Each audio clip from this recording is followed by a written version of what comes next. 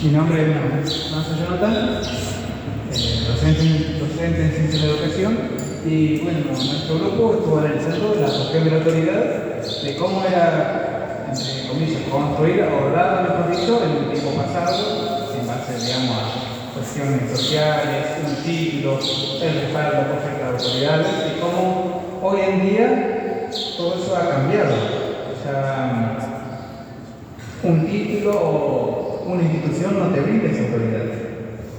Ya uno tiene que recurrir a otros métodos, tiene que ganarse esa autoridad con los chicos en base al respeto, a la cuestión del vínculo.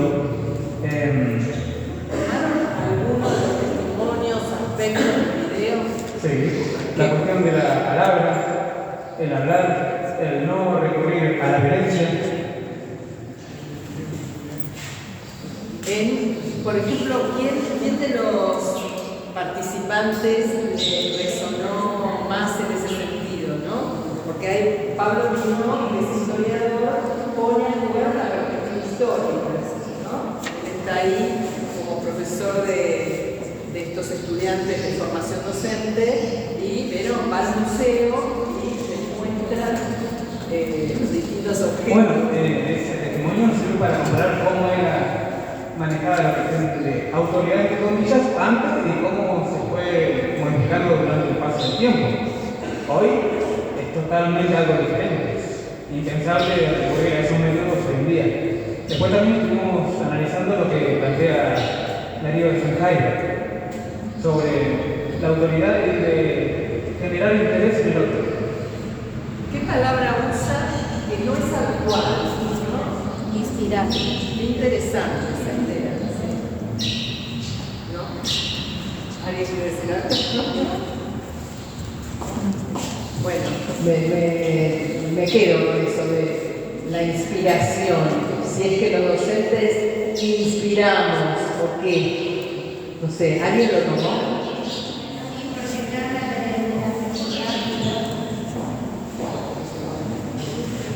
Porque trata de realizar construir la prioridad del otro, en este caso sería el alumno. Entonces dice que ella no lo parece como un rol pedagógico, sino de una inspiración hacia otro. De construir ese conocimiento a través del gusto, así de otras cosas. No de esa autoridad de imponer. No podría formar parte de la pedagógica, de la inspiración.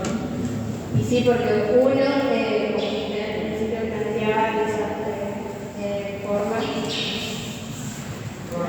claro, el valor de la personalidad, uno a través de ese oficio, de esa personalidad que cada uno puede en su materia o en las cuatro, depende de lo que tenga, ¿no? A lo que se dedique, uno va poniendo lo suyo y quizás en algún chico puede inspirar algo, puede despertar esa pasión porque la primera es algo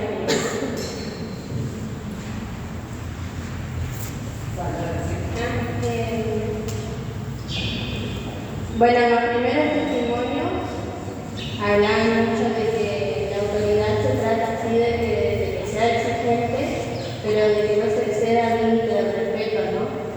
De que si yo estoy pidiendo respeto, no sobrepasarlo, o sea, con la violencia, con el grito, con el ir con el otro, ¿no?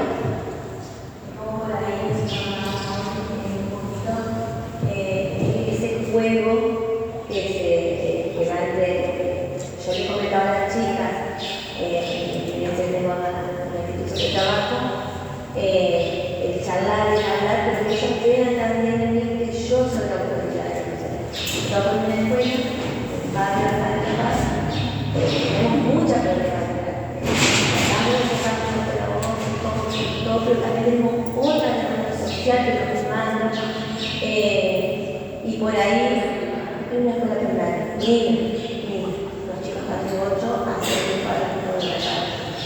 Entonces vemos, aparte de la problemática de la escuela social, que escuchen el barrio de cualquier habita.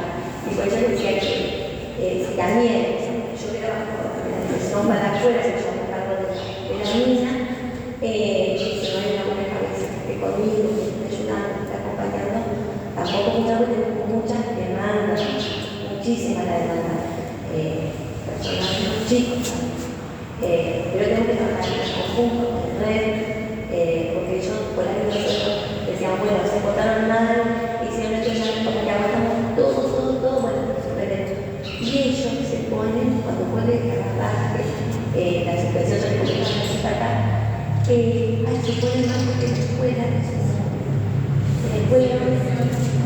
no, por ejemplo, porque ya abordamos todo, tomamos eso y para ellos, porque es su familia, ahí están, porque ellos empiezan a ver, hablo de lo personal, es decir, para el respeto de familia, está dentro de la cosa. Siempre como yo te digo a ellos, el respeto, voy con el respeto, ellos a mí me respetan un montón, me ven a mí por el lado, se me hacen soñar, entonces, pero siempre jugando, hablando, dialogando, viendo de por qué están haciendo eso, por qué actúan de esa manera. Entonces, en mi comunidad, yo respeto la institución como su casa, su hogar, pero siempre con la que soy la docente, o que ellos respetan. Fíjense la importancia de poder pensar la autoridad de la convivencia en este caso, porque vos traes algo similar a lo que traía Horacio, el último docente que escuchamos, ¿no? Donde él liga la autoridad a un poder compartido. Fíjense. Exactamente. Claro, exactamente, pero además hay algo, él pone a jugar una práctica que es la asamblea de curso, ¿sí? Es decir, también es interesante pensar que este concepto que parece por momentos tan abstracto se puede instrumentalizar, materializar en dispositivos concretos, ¿sí? Por eso el libro me gusta llamarlo la autoridad como práctica, ¿no? Porque no es simplemente decir, bueno, la autoridad es de fulano o de mecano o es individual porque sabe mucho o porque impone respeto. No. Hay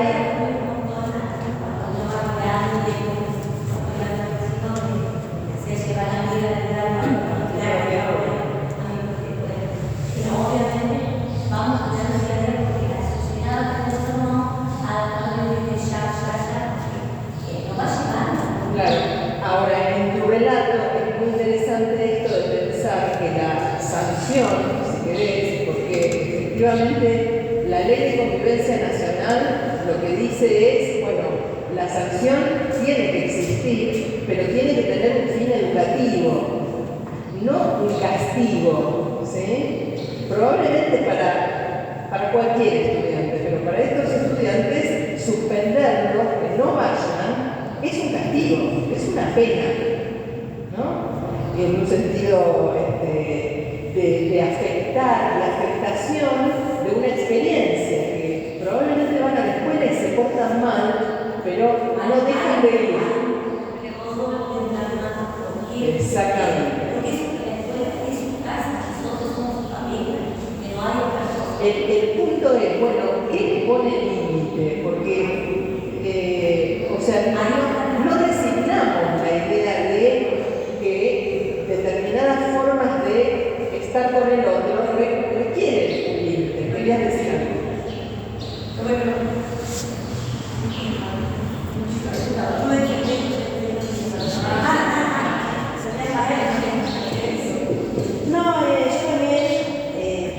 Yo también estuve ahí, pero me hacer cargo del límite también. Porque, ¿qué pasa? El docente quiere imponer su autoridad, pero el niño por ahí se lo permite o no. ¿Qué hace? Lo lleva a dirección, ¿sí? El directivo mismo saca esa autoridad que tiene el docente y premiándolo. Entonces, por ahí el chico vuelve al aula que se porta mal porque sabe que allá arriba lo premian.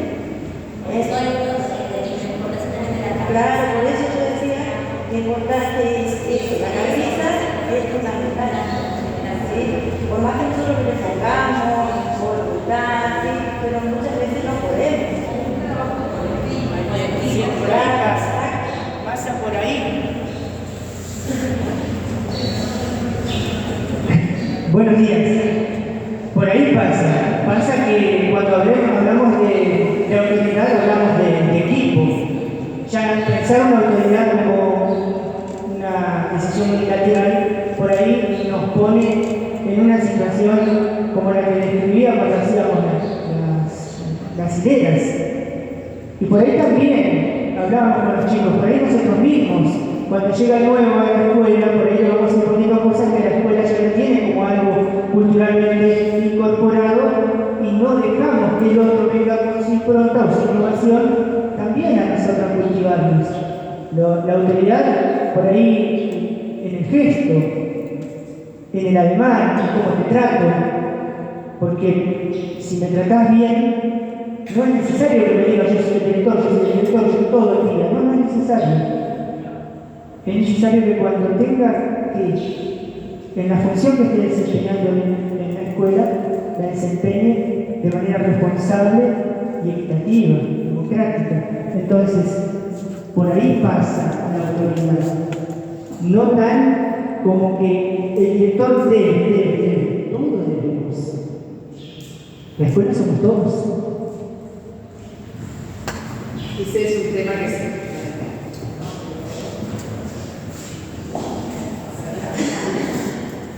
Bueno, buen día, ¿cómo están? Una relación a la consigna, poder quedarnos con algunas palabras. Estuvimos charlando con mi compañero de grupo, que una se tuvo que ir, pero el otro traía acompañando. Primero hacíamos como una distinción, ¿no?, de lo que se cree de autoridad de aquellas personas que están dentro de la escuela y lo que consideran autoridad aquellos que de alguna manera tienen algún tipo de función en la escuela. Los primeros eran adultos, también adolescentes, a los que se les preguntaba con qué relacionaba la autoridad y con qué autoritarismo.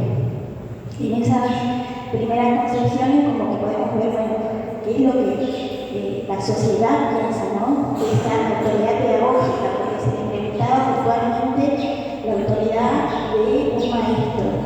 Y entonces aparecía la puesta de límites, el enseñar, pero la no imposición, ¿no? Como que cuando aparece el imponerse, nos volvemos de la autoridad y pasamos al autoritarismo. Después, bueno, como nosotros somos de ciencias, obviamente que nos queda lo de Daniel Sanmarker, la relación a que la autoridad tiene que ver con inspirar. Y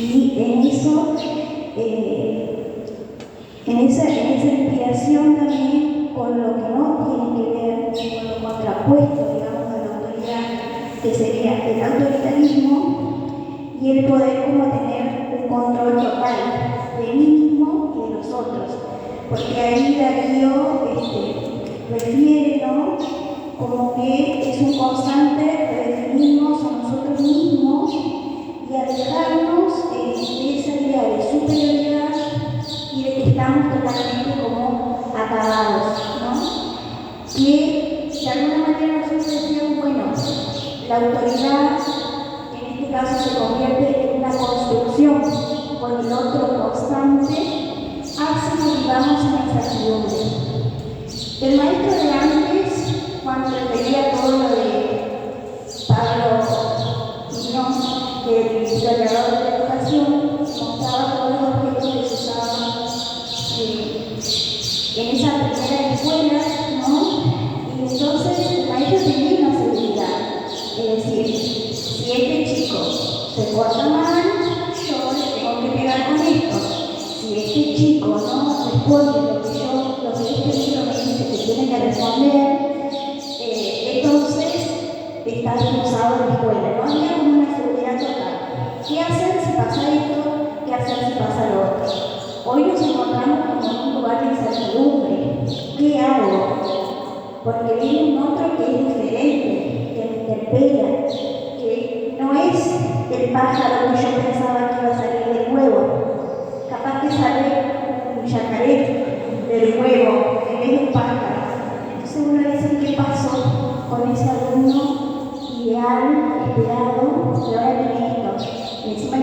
ejemplo, el chacaré, el pájaro carpintero, el otro pájaro, o sea, como siguiendo esa metáfora, ¿no? ¿Y qué hacemos? Porque ahí también creo que las instituciones están, no es solamente la crisis de la autoridad del aula, sino la crisis de la autoridad de la institución educativa y de las instituciones en general. Y cuando se da la crisis de las instituciones, es como que todo pierde el piso, y entonces ya no sabemos quién nos está sustentando para ser autoridad. Y en ese sentido ahí, digamos, una de las maneras sería lo que tendría el docente Horacio en relación a como una asamblea, ¿no? Como un gobierno que pasa a ser un gobierno compartido, ¿sí? Que nosotros decíamos, bueno, este gobierno compartido fácilmente se puede trasladar no solamente a un gobierno compartido en el aula, sino un gobierno compartido a nivel institucional, que la autoridad pase de ser algo vertical, ¿sí? Donde de arriba del consejo me dicen al supervisor lo que tiene que hacer, el supervisor le dice al equipo directivo lo que tiene que hacer, el equipo directivo se lo dice a los docentes y los docentes a sus estudiantes. Eso es un gobierno completamente vertical y propio de los orígenes de nuestro sistema. En este momento estamos en una crisis porque estamos pasando de ese verticalismo a un gobierno compartido que transforma todo horizontal de alguna manera. Pero hay un riesgo. El riesgo es que en esa horizontalidad se pierda, digamos, la necesaria diferencia que debe haber entre un alumno y un docente, los docentes y el equipo directivo y quienes siguen, digamos, la cadena de mando. Tiene que haber siempre, como en este momento la palabra, como algo que no sea asimétrico, ¿sí? Que no se pierda esa simetría en ese gobierno. Y también pensaba cuando hablaban de los colegas anteriores en relación a qué hacemos cuando hay incumplimiento de las normas. Creo que uno de los principales instrumentos es el acuerdo escolar de convivencia, que está pensado de esa manera, un gobierno compartido, donde se lleven adelante asambleas entre los docentes, entre el equipo directivo, con las familias, con los chicos, y se decida, digamos, pero en conjunto, ¿qué vamos a hacer si pasa esto en la escuela? ¿Sí? ¿Cuál va a ser la sanción? De algún modo. A mí esta dimensión me resulta muy interesante porque ustedes trabajan en escuelas primarias, ¿no? Donde, bueno, hay un conjunto de decisiones que son claramente responsabilidad adulta, ¿sí? Pero eso no quita contar con la voz de los chicos y de las chicas.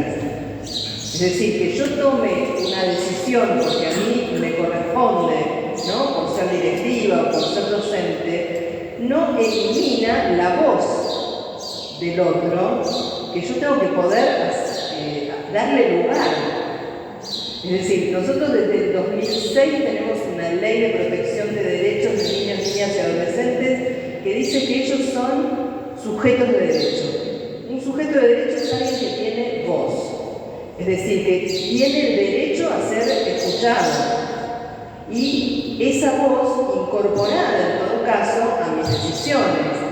Claramente, esto que decía la colega recién, si yo me pongo en paridad con los niños y las niñas, bueno, corro el riesgo de perder, no sé si mi lugar de autoridad en tanto responsabilidad, ¿sí? Hace muchos años yo trabajaba, cuando en la ciudad de Buenos Aires se conformó a partir de la ley 223 los primeros consejos de convivencia escolar. Y trabajábamos en ese caso en secundaria, con los estudiantes para que pudieran llevar su voz al consejo de convivencia y poder dar a conocer cómo ellos veían y ellas veían la escuela, cómo la veían, cómo la pensaban, qué modificarían. En aquel momento, les estoy hablando de hace 20 años, varios adultos del Consejo de Convivencia se ofendieron porque dijeron, ¿cómo puede ser que tengan voz? Si ellos tienen voz, nuestra autoridad se debilita. ¿Sí? A mí esa manera de pensar la autoridad me conmovió mucho y fue lo que me motivó a estudiarla. Porque pensé, acá hay algo que me hace mucho ruido, digamos.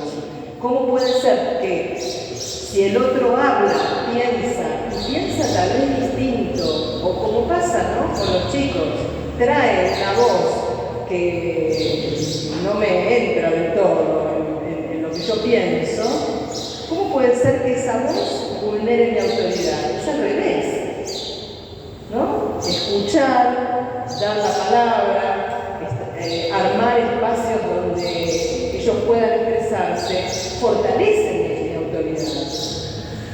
Eso creo que lo podríamos trasladar a nivel institucional, ¿no? Es decir, no elimina la responsabilidad de quien dirige, pero sí hace una participación democrática.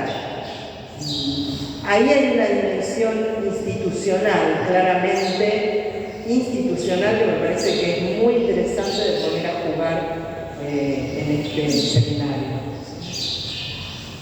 ¿Qué más? Aquel grupo traía lo de la nueva, ¿no? Esta figura de, bueno, entra una nueva docente. ¿Qué hacemos? ¿No? Entonces la colega, ¿querés contar algo?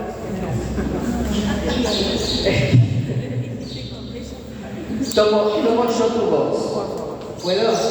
Bien. No, me parecía muy interesante porque muchas veces el nuevo o la nueva trae una mirada ingenua que desconoce la historia, desconoce lo que ya está, lo naturalizado. Y lo que la colega decía era, bueno, ¿y qué hacemos en sala de profesores o sala de maestros con esa nueva? Le decimos, bueno, mira, acá hacemos así, hacemos asá, formateamos rápidamente en función de lo que está instituido, ¿no? Pero qué interesante sería, tal vez sí, pasarle, hacer un pasaje de algunas prácticas que tienen sentido para esa institución. Pero también es decir, ¿vos cómo nos ves? ¿Cómo nos mira? ¿Qué te parece? ¿No? ¿Qué está pasando en esta escuela? ¿O cómo nos ves como escuela? Porque esa mirada ingenua, bueno, justamente va a haber cosas que uno deja de ver de tanto estar ahí adentro, ¿no? Bueno, esa dimensión me parece que hace también a la dimensión de la práctica, ¿no? Que la práctica es institucional, pero digo, la sitúo en la dimensión de la práctica porque es bien concreta. ¿Qué más? ¿Qué pudieran agregar a lo que vimos en el video? ¿Quieren contar algo?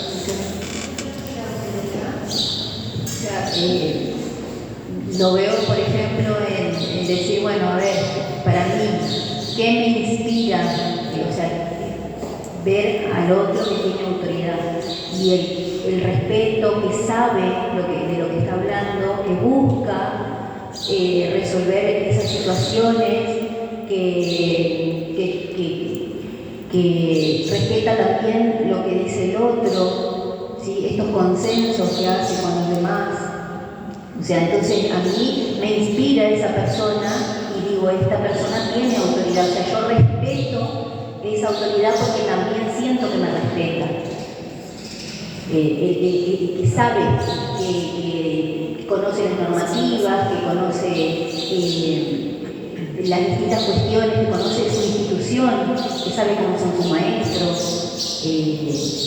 cómo son los niños, que circula, que deambula por las aulas, que mira, que ve un poquito más allá que uno a veces, entonces que va guiando. Ese me inspira en el respeto y sé que es mi autoridad. Sí, está bueno. Me parece que está bueno pensar que hay una mirada que necesariamente es distinta a la del directivo, un supervisor, no solamente por el cargo, sino porque están mirando un conjunto de elementos y de componentes que son distintos a quien está adentro del aula o a quien está en una supervisión, ¿no? Y que eso... Exactamente. Pero bueno, la autoridad es reconocida por esto, porque se hace cargo también de crear las condiciones del trabajo del otro. O sea, un directivo lo que hace es poner en relación un conjunto de elementos que hay en una institución, de colegas que trabajan, que arman un proyecto, y de romper con la fragmentación. Ese es el trabajo del directivo, ¿no? De poner en relación y sostener procesos. No siempre ocurre, claro, por eso cuesta muchísimo, pero coincido en que ahí hay un elemento importante. ¿Alguien quiere agregar algo de lo escuchado? Porque digo, lo que traen ustedes hay una dimensión social, que la vimos en los chicos, las chicas, la gente de la calle, ¿no? Una dimensión social que está presente, a veces en forma tácita, ¿no? Que esperan de la escuela, que ejerzan determinada autoridad, naturalizada muchas veces, o marcada por la propia historia, como decía esa señora que cuando vino de Italia, ¿no? La maestra le pegaba con una regla. Bueno, ella puede ser una abuela, por ejemplo, de un niño de primaria, ¿no? Y tener significaciones acerca de la autoridad. Pienso, tal vez es una temática también a trabajar con las familias, en este enlace entre familia y escuela, ¿sí? Habrá que ver cómo, en qué momentos, ¿sí? No sé si conceptualmente, pero sí como un eje a trabajar en lugar del adulto en relación a las infancias. ¿Cuál es ese lugar del adulto? ¿No? ¿Qué le compete en la familia y en la escuela? Después Pablo Pinó me parece que también trae lo que ustedes mencionaban, la dimensión histórica y la dimensión normativa también. Cuando él habla de la 1420, ¿vieron? Que dice...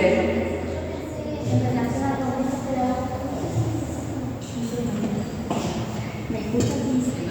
No, yo pensaba cuando transcurría lo del Congreso Pedagógico en 1882, que implica un cambio de perspectiva del proyecto político pedagógico, porque al dejarla, digamos, se deja la 1420, que tenía estos castigos, que se usaba la paleta, que se castigaba, empieza otra perspectiva. Por eso me pareció que como dimensión es la perspectiva del proyecto político. Es un proyecto político que tiene una intención histórica. Entonces, Pinó trae esa intención histórica. Tal vez la pregunta es, ¿cuál es la nuestra? ¿Cuál es nuestro proyecto político en términos amplios, no partidarios? Estamos en un momento muy sensible para hablar del proyecto político, justamente, ¿no? Más allá de los resultados de las PASO, pero digo, nada menos está en discusión lo público, está en discusión. Entonces, ¿cómo pensar ahí esto de un proyecto político que nos reúne en torno a una tarea tan compleja como la de educar? Y la visión histórica. Entonces, yo diría, hay un trabajo ahí, si uno quiere intervenir institucionalmente, en poder pensar esta dimensión normativa, ¿no? ¿En dónde aparece, por ejemplo, en nuestra ley de convivencia? ¿Qué instrumentos ofrece esa ley para trabajar la convivencia y, por supuesto, el lugar de autoridad? Después Darío, me parece que trae algo. ¿Querés comentar algo?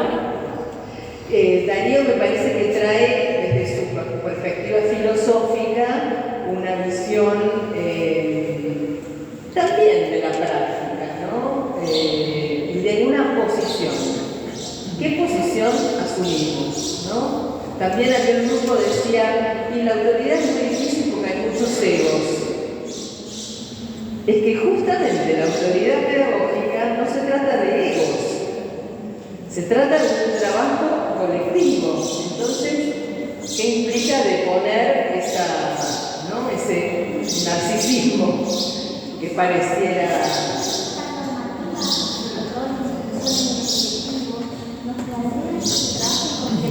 y con el equipo respectivo. O sea que hay en la normativa inclusive escrita la búsqueda de la democratización de las escuelas. Entonces por ahí, a lo que decían los colegas, los compañeros, es que a veces se ve desdibujado porque esto es una apreciación personal. Yo creo que a veces se crean o se abordan los roles desde lo personal e individual. Y no es así.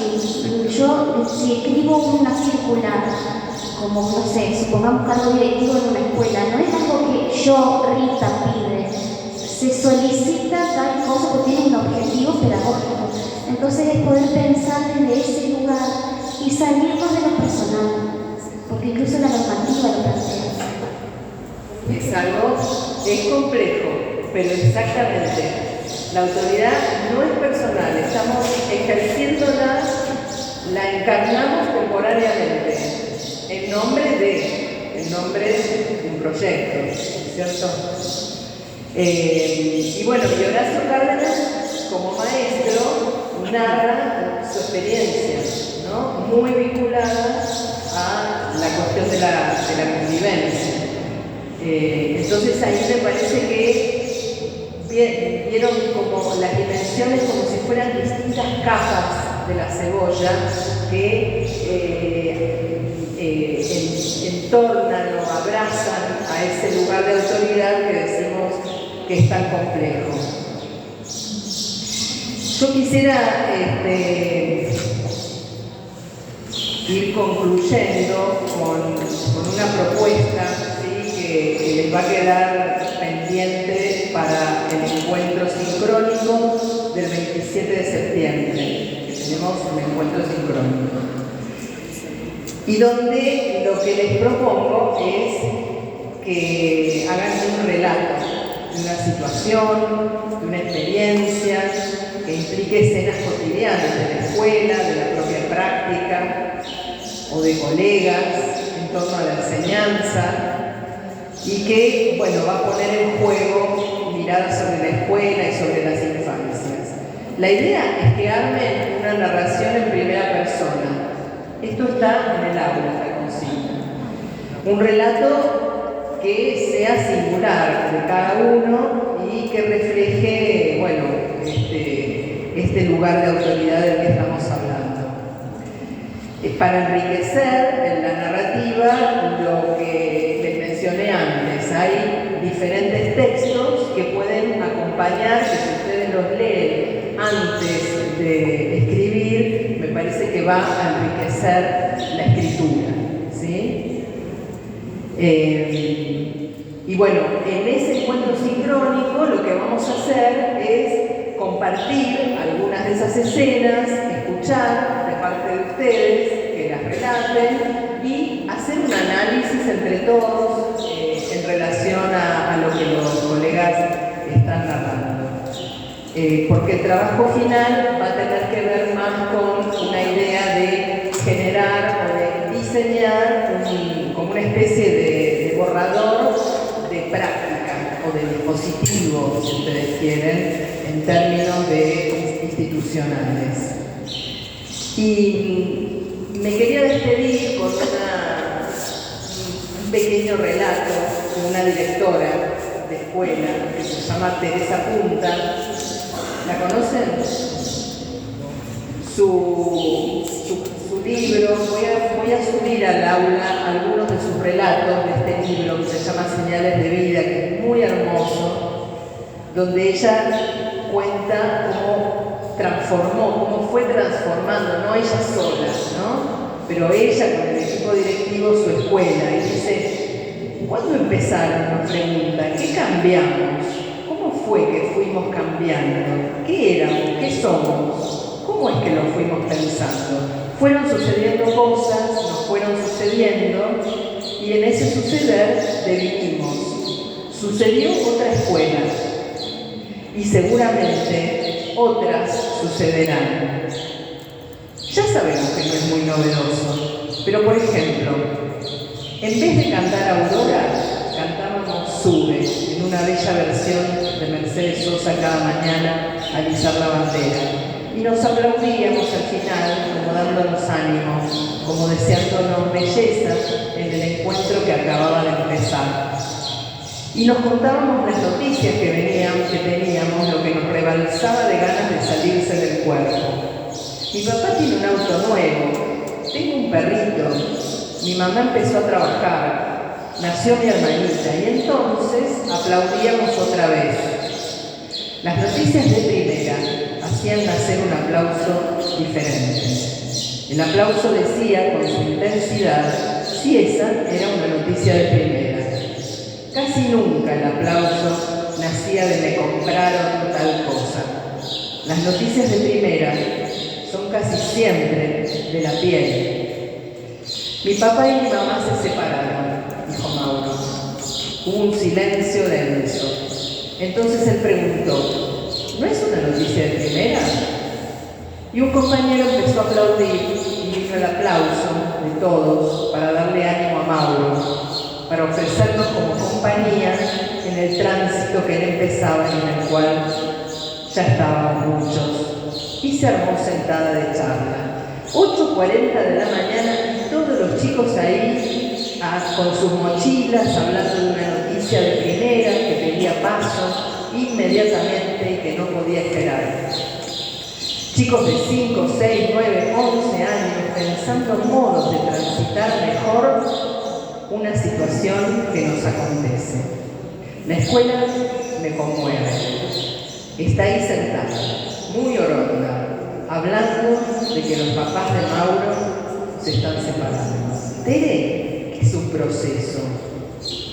Dejarnos en los huecos, hacer espacio para lo que no teníamos ni idea de cómo encarar, pero hacer de alguna forma un poco nuestra cada situación.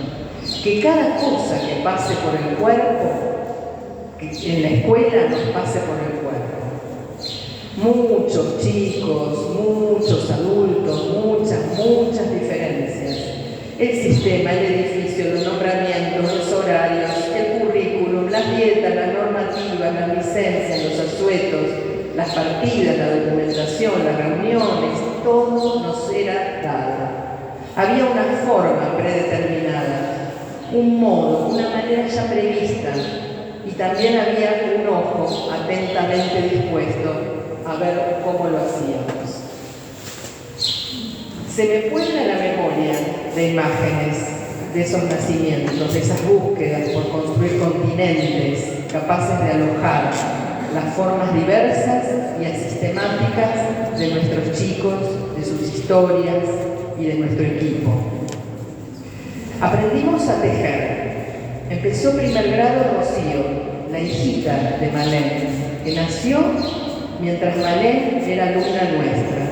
Pequeñas las dos, una niña criando a otra niña. Malén mirándola desde el otro lado, haciéndole chau con la mano. La fila en la que Rocío entraba al aula, una tras otra, con sus compañeros, más que una fila, se me representaba como una calecita, dando otras vueltas y otras más. Muchas lloramos ese día, todas parimos a Rocío. Se murió Joaquín en horario de escuela, fuera de la escuela, estaba suspendido. Suspendida su asistencia a la escuela, se había portado mal. La escuela había seguido todos los pasos reglamentarios correspondientes y lo había sancionado con una suspensión. Y durante su ausencia en horario de escuela, en un accidente automovilístico, Joaquín se murió y entonces, como decía más arriba, empezamos a suceder. Y comenzaron los nunca jamases, y fieles a lo que empezábamos a pensar, ninguno fue definitivo. Nunca más, nunca jamás íbamos a suspender a un chico. Después del cielo, nunca jamás un niño iba a repetir el grado. Después de Ayrton, nunca jamás un niño iba a ser derivado a otra escuela. Después de Mauro, nunca jamás íbamos a pensar que un tema que toque a un niño no era un tema que le compitiera pensar a la escuela. Después de Manuel, nunca jamás íbamos a suponer un solo formato de familia, ni de nada. Después de los porteros, Marisa, Amalia, Juan, Pablo, Jorge, íbamos a saber con certeza que lo que había para aprender en esa escuela lo teníamos para enseñar. Íbamos a saber con certeza que lo que había para aprender en esa escuela no solo lo teníamos para enseñar los maestros. Después de ser 30 personas leyendo un viernes a las 18, 20 horas, viendo una película un sábado a la noche, nunca jamás creímos que solo podíamos venir a la escuela cuando era por plata. Aprendimos a tejer y a destejer y a empezar a tejer de nuevo la lana con rulitos de tanto estar puesta en otros puntos. Muchas gracias.